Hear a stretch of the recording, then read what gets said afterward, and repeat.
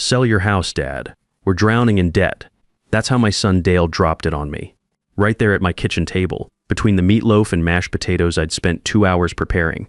No lead up, no sugarcoating, no "hey Dad, we need to talk about something serious." Just straight to the point, like he was asking me to pass the salt. I'm Wayne Patterson, 58 years old, and I've been living in this house for 30 years now. Built most of it myself when Dale was just a little kid running around the construction site, getting into everything. My wife Ruth passed 5 years ago from cancer, and since then it's just been me rattling around in these rooms, but it's my home, you know. Every board, every nail, every piece of trim work, I put my sweat and blood into this place. Hell, I even poured the foundation myself one scorching July weekend back in '94. I set my fork down and looked at Dale across the table. He's 32 now, married to Nancy for 4 years, and they've been having what Ruth would have called champagne taste on a beer budget for as long as I can remember. But asking me to sell my house? That was entering new territory entirely. "That's a serious thing to ask," I said, keeping my voice level and controlled. The same tone I used to use when Dale was 16 and came home 2 hours past curfew. Nancy jumped in quick, like she'd been waiting for her cue. "It wouldn't be permanent, Wayne, just until we get back on our feet financially, maybe a year, less if we're lucky, and Dale's next commission comes through." Dale nodded, still not really looking me in the eye. "It would give us breathing room, Dad. The mortgage payment, the credit cards, the car payments, everything just piled up faster than we expected. We thought we had it under control." I let that sit for a minute, feeling the weight of what they were asking. Outside my kitchen window, I could hear the Hendersons' golden retriever barking at something in their backyard next door. Same sound I'd been hearing for 15 years now. Routine, stable, normal. The kind of normal you build over decades of working 50-hour weeks and putting every extra dollar into making your house a home. The dining room where we sat had Ruth's china cabinet against the far wall, filled with the good dishes we used maybe 3 times a year. The hardwood floors were original, refinished by my own hands 10 years ago when Ruth decided the old carpet had to go. Every scratch and ding had a story. The mark by the doorway where Dale had dragged his baseball bat. The spot near the window where Ruth's Christmas tree had leaked sap. 30 years of life lived in these rooms. You don't need this much space anymore, Dale continued, finally meeting my eyes. "It's just you here now. 3 bedrooms, 2 bathrooms, the workshop, and the basement. It's a lot for one person." There it was, not just about their debt, about my life being expendable, unnecessary, too much for what I supposedly needed. Now, I leaned back in my chair and studied him.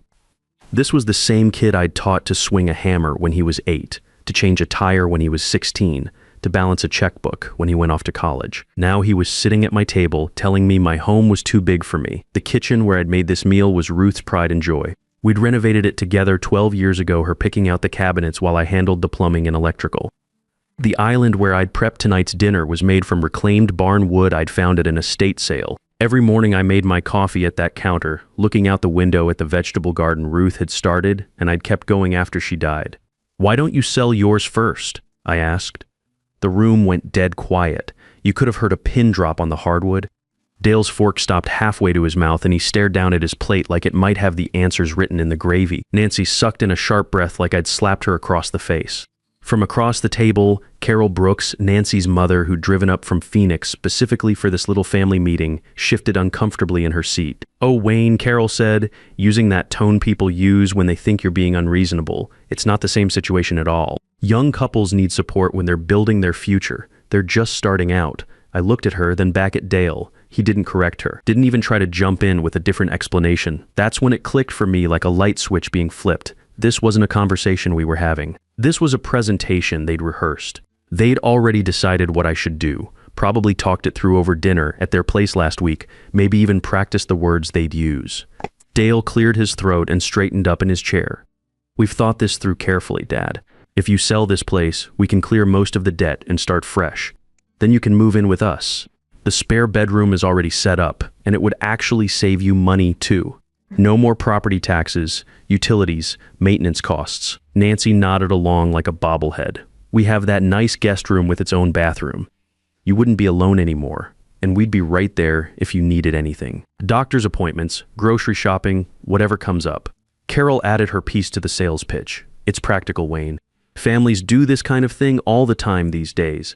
Multi-generational living is becoming very common." I listened without saying a word, letting each piece of their argument fall into place like dominoes. Sell my house, move into their spare bedroom, trade my independence for their supervision, give up everything I'd built over 30 years so they could keep their lifestyle and their status in that fancy neighborhood they couldn't actually afford. We'd take care of everything, Dale said, finally meeting my eyes with what he probably thought was sincerity.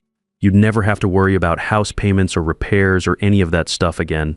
I don't worry about any of that now, I replied simply. He shifted again, leaning forward like proximity might make his argument more convincing. Dad, you've always been there for me. You helped me through college, helped with the down payment on our townhouse, co-signed my first car loan. This is just continuing that support. And there it was, laid out as clear as day, not a request for help between family members, a bill being called in. Like all those years of supporting him, of being a father, had been some kind of loan that was now coming due with interest. I help people build, I said quietly, my voice steady as the foundation I'd poured for this house. I don't replace what they should be carrying themselves. Nancy's face tightened like someone had pulled a drawstring. Her perfectly applied makeup couldn't hide the flash of irritation that crossed her features. It's not about replacing anything, Wayne. It's just that things are different now than when you were our age. Everyone we know is moving forward constantly. Bigger homes, newer cars, better neighborhoods. We thought we were keeping up with where we should be, but we're falling behind. Her voice got faster toward the end, higher pitched, like she hadn't meant to let that part slip out. But there it was, the real reason laid bare. This wasn't about financial necessity or family emergency. This was about keeping up appearances, about maintaining a lifestyle they couldn't afford. And somehow, I was supposed to bankroll their status anxiety. Dale picked up the thread where Nancy left off, like they'd practiced this routine. This would fix everything, Dad. Give us the time we need to reset, to get our careers back on track. Reset. Like their money problems were just a computer that needed to be unplugged and plugged back in. Like years of overspending and poor choices could be erased with the right button press. I'd heard that word a lot from Dale over the years. Reset after he dropped out of his first college major. Reset after he quit 3 different jobs in 2 years. Reset after he bought that motorcycle he couldn't afford and had to sell 6 months later. I didn't answer right away. Let the silence stretch out and fill the room like smoke. Outside, a lawnmower started up somewhere down the block. Probably Mrs. Garcia getting her weekly yard work done before the sun got too hot. Everything normal. Everything in its predictable place. The kind of steady routine that comes from living within your means and not constantly chasing the next upgrade. I understand what you're asking, I finally said. Dale perked up immediately, his shoulders relaxing like he thought he'd won the lottery. But I'm not going to do it. The words landed clean and final. No drama, no raised voices, no theatrical gestures. Just simple fact delivered the same way I'd tell someone the weather forecast. Dale blinked hard, like he was trying to clear his vision. Dad, I raised you, I said, not louder than before, just clearer. I put you through school, helped you get started, taught you right from wrong. I don't owe you my house on top of that. Nancy shifted uncomfortably in her chair, her composure starting to crack around the edges. Carol's friendly mask began slipping too, showing something harder underneath. You're being selfish, Carol said bluntly, dropping the sweet grandmother act she'd been putting on all evening. They're trying to build a future here. You're in a position to make that easier, and you're choosing not to. I turned to look at her directly, this woman who'd driven 300 miles to sit at my table and tell me what I should do with my own property. Then give them your house. The silence that followed was different from before. Heavier, more telling. Carol's mouth pressed into a thin, tight line, but she didn't have a comeback ready for that one. Because of course she wasn't going to give up her retirement condo in Phoenix. Of course she wasn't going to sacrifice her security for their poor planning. I glanced back at Dale. He wasn't arguing anymore, wasn't pushing harder or trying a different angle, just sitting there staring down at his plate like he'd run out of prepared material. And that's when I realized something that hit me like a punch to the gut. He hadn't expected to have to convince me of anything, he just expected me to say yes. In his mind, this was already a done deal. Dad's house gets sold, problem solved, life goes on. My feelings about it, my attachment to the place, my need for independence, none of that had factored into their planning. I was just a resource to be activated when needed. They left about an hour later after some awkward small talk about the weather and Nancy's job prospects. Polite goodbyes all around, promises to talk more about this soon, Dale giving me a stiff hug that felt like he was going through the motions. But I could see it in all their faces as they walked to their car. This conversation wasn't over. This was just round one. By the end of that week, my phone started ringing. First, it was my brother Tony calling from Denver, where he'd retired after 35 years running heavy equipment. Dale says, "You won't help them out of their financial jam," he said without any preamble. "That true, Wayne. Depends on what you mean by help," I replied. "Come on, man. House that big. just you rattling around in it, kids drowning in debt, and you've got the life preserver right there. I could hear it in his voice, the same talking points, the same simplified version of events.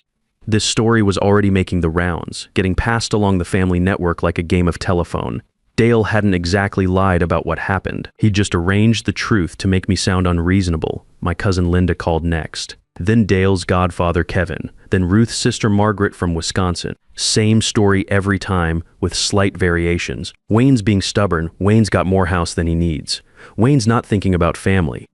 Nobody asked what I had actually said during that dinner conversation. Nobody wanted to hear my side of it. They all just repeated the version they'd been given, the one that made Dale the struggling young father and me the selfish old man sitting on resources I didn't need. I didn't bother trying to correct the record. People believe what they want to believe, especially when the story confirms what they already think they know about family obligations and generational responsibility.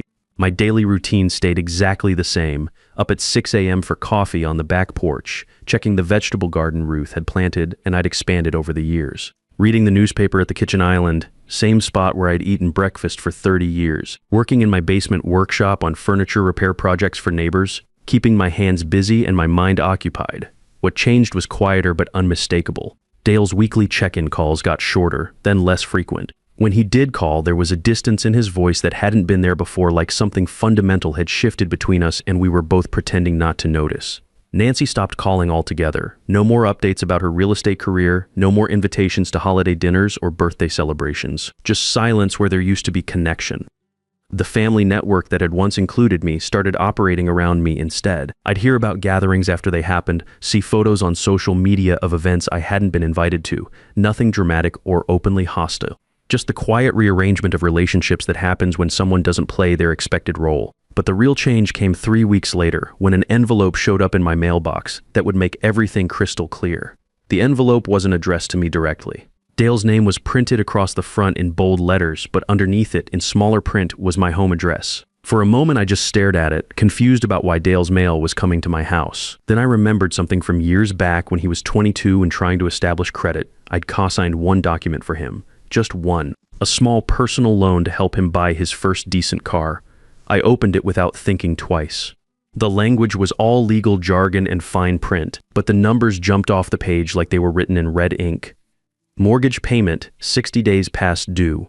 Amount owed, $3,847. Credit card balances, $23,400 across 4 different cards, all maxed out, all over limit, late fees piling up like snow in a January blizzard. Car payments, 45 days behind on both vehicles. Nancy's BMW lease and Dale's pickup truck, both with payments higher than my monthly grocery budget. I sat at my kitchen table reading through page after page of financial carnage, feeling like I was looking at the aftermath of a tornado. This wasn't the picture Dale had painted during that dinner. This wasn't a little behind or temporarily tight.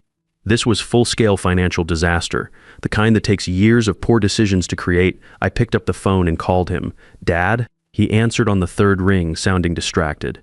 "I got some mail today," I said, keeping my voice neutral. "Addressed to you but delivered here." There was a pause, not confusion, recognition. He knew exactly what I was talking about. "I meant to tell you about that," he said finally. "Tell me what exactly." "It's not as bad as it looks on paper, really." I waited, letting the silence stretch out until he felt compelled to fill it. The interest rate on the house adjusted higher than we expected when we bought it. Variable rate mortgage seemed like a good idea at the time. We've been managing the payments, but when it jumped from 4% to 7.5%, it caught us off guard. I looked down at the paperwork spread across my table. "Managing? Dale, you're 60 days behind." Another pause. "The credit cards too," he admitted, his voice getting smaller. "We had to furnish the house when we moved in, make it look professional for Nancy's real estate clients. Then there were some repairs, some improvements. Nancy's real estate career brought in maybe $2,000 a month on a good month. Most months it was closer to $800. I'd never understood how they thought that income could support their lifestyle, but I'd kept my opinions to myself. "What about the car payments?" I asked. "The lease payments are higher than we planned, but that's temporary. Nancy needed something reliable for showing properties, and I needed the truck for work." There was that word again, temporary. In Dale's vocabulary, everything was always temporary. The overspending, the missed payments, the poor planning. It was all just a temporary situation that would resolve itself somehow. "How many payments total are you behind on?" I asked. Silence answered that question better than words could have. I looked at the documents scattered in front of me, adding up the numbers in my head. This wasn't financial pressure or a rough patch. This was financial collapse, the kind that happens when people spend years living beyond their means and finally hit the wall. You weren't asking me to help you, I said quietly. You were asking me to save you from this. That's not fair, Dad. It's accurate, son. He didn't argue with that. Couldn't argue with it because the evidence was right there in black and white. I folded the documents back into the envelope, creasing the edges carefully. That dinner conversation replayed in my mind, but now it looked completely different. Not a son asking his father for family support during a difficult time. A drowning man trying to pull someone else underwater with him. The next morning, I drove downtown to see Keith Williams, the attorney who'd handled Ruth's will and helped me set up some basic estate planning after she died. Keith had been practicing law for 25 years and had seen every kind of family financial drama you could imagine. I need to talk about asset protection, I told him after settling into the leather chair across from his desk. Keith nodded like he'd been expecting this conversation. Let me guess, adult children with money problems, something like that. He pulled out a legal pad and started taking notes. How bad is their situation? I gave him the numbers from Dale's paperwork. Keith's eyebrows went up as the figures got higher, but his expression stayed professionally neutral. And they've asked you for help. They've asked me to sell my house and move in with them, so they can use the proceeds to pay off their debts. Keith set down his pen and leaned back in his chair.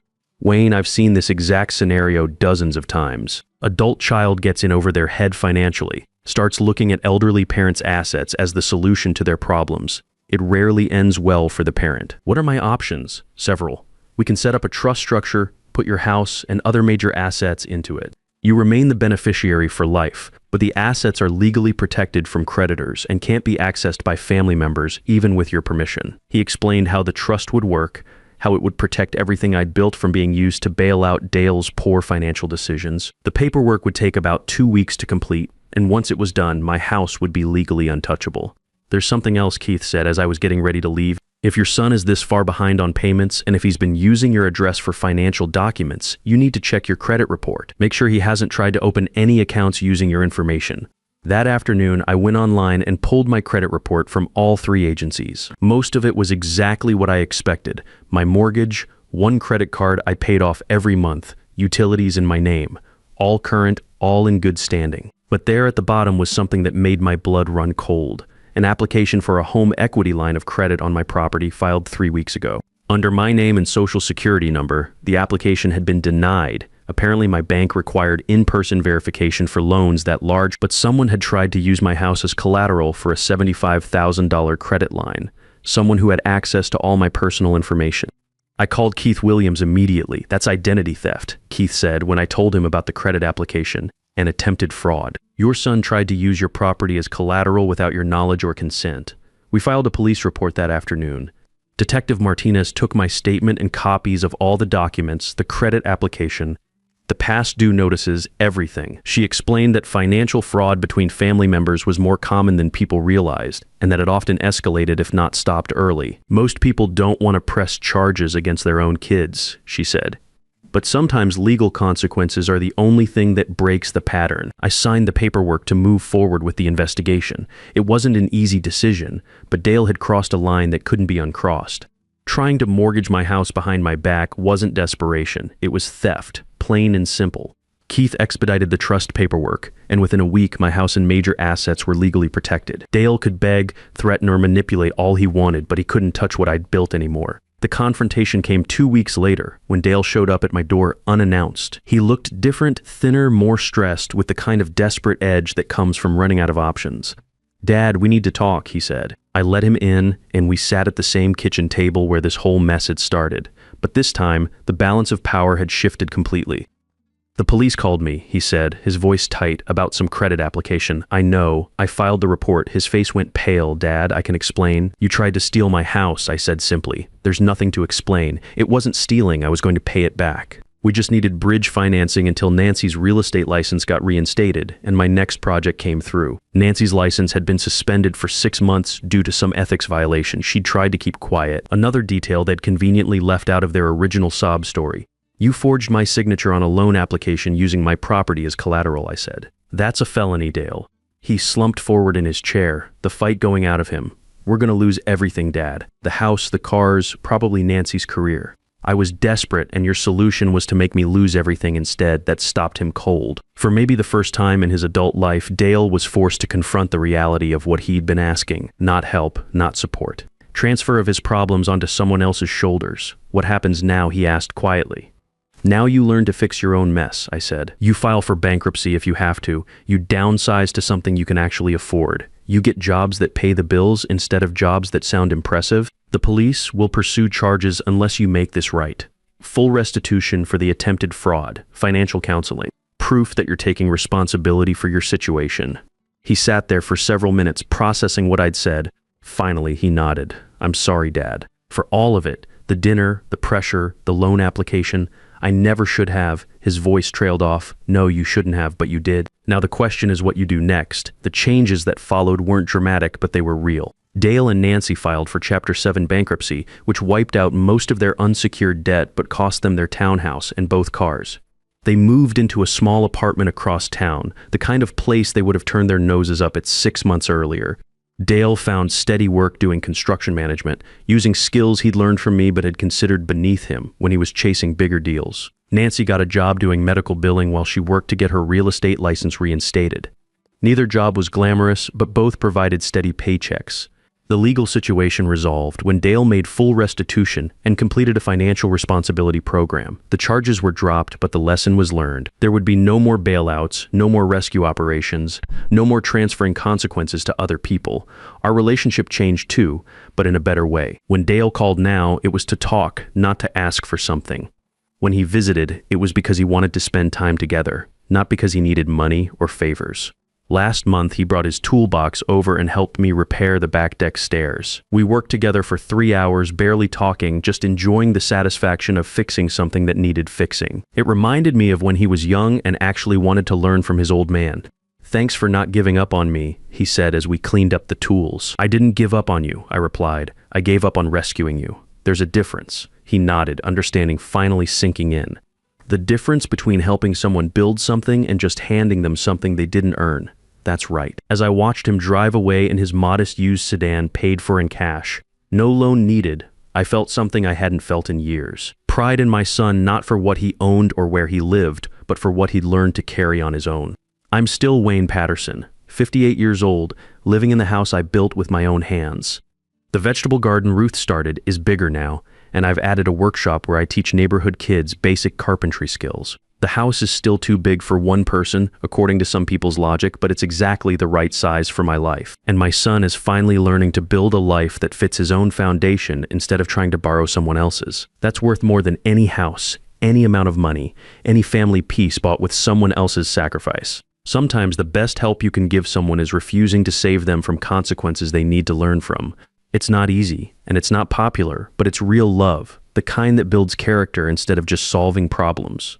The kind of love that helps people become who they're supposed to be instead of who they think they want to be. Real strength isn't measured by what you can give away, but by what you're wise enough to keep, and teaching others to earn what they truly need builds character that lasts generations. The hardest thing a parent can do is watch their child struggle with consequences, but sometimes that struggle is exactly what transforms them from someone who takes to someone who builds.